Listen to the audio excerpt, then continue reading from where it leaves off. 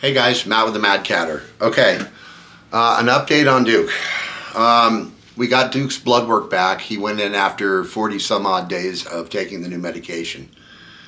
Duke is still FIP positive, so he's going to be on the medication for another, I think it's 42 days, it might be 48 days. But he still had, the FIP show up in the blood work, so he's going to continue to be treated. This medication has an extremely high success rate. So, the vet that's looking after Duke's medication and stuff like that says that she has 100% success rate with the medication. So some cats require less time on the treatment, and the other cats require the full, two separate sessions of the medication. So we're going to stay positive. Duke's eating like a champ. He's putting on weight. I think when they weighed him this time, he was 10.10 pounds. So I just weighed him like less than a week ago, and he was 10.6. So he is putting on weight. He eats like a champ. He's absolutely crazy when I bring the wet food in. So he jumps all over. It's like watching a dog. So he's doing really good. So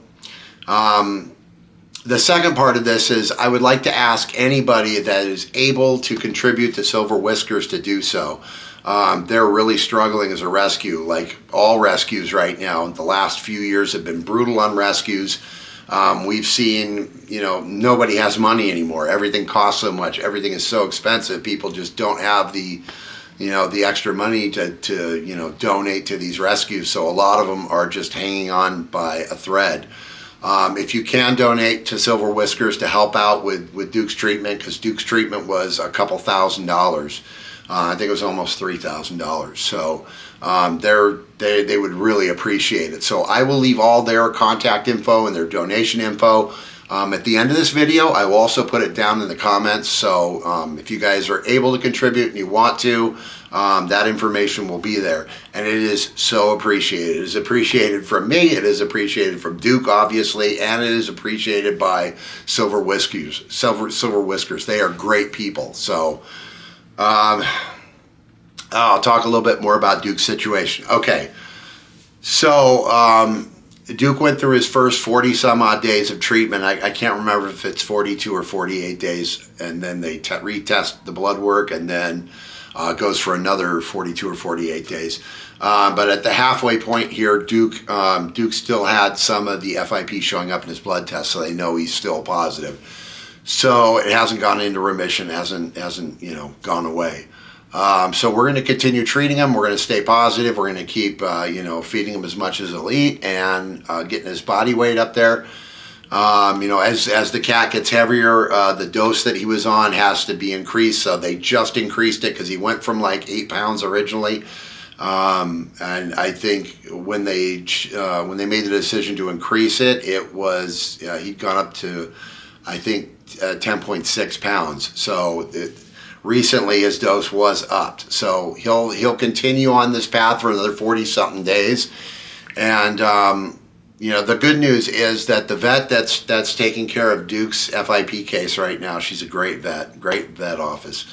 They have 100% success rate with this medication with FIP so far. So that's a good thing. I've heard from other sources that the medication is, like 98% effective. But this particular vet has 100%. I think she's treated something like 16 or 18 cases. All of them are fine. So I have a lot of hope for Duke.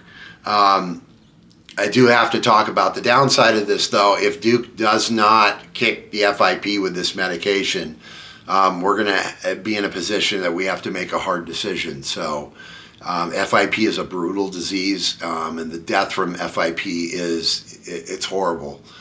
So, it's part of doing cat stuff. You try not to think about that stuff, but when you get faced with it, like earlier this year, we had to say goodbye to Diddy. Diddy was dying of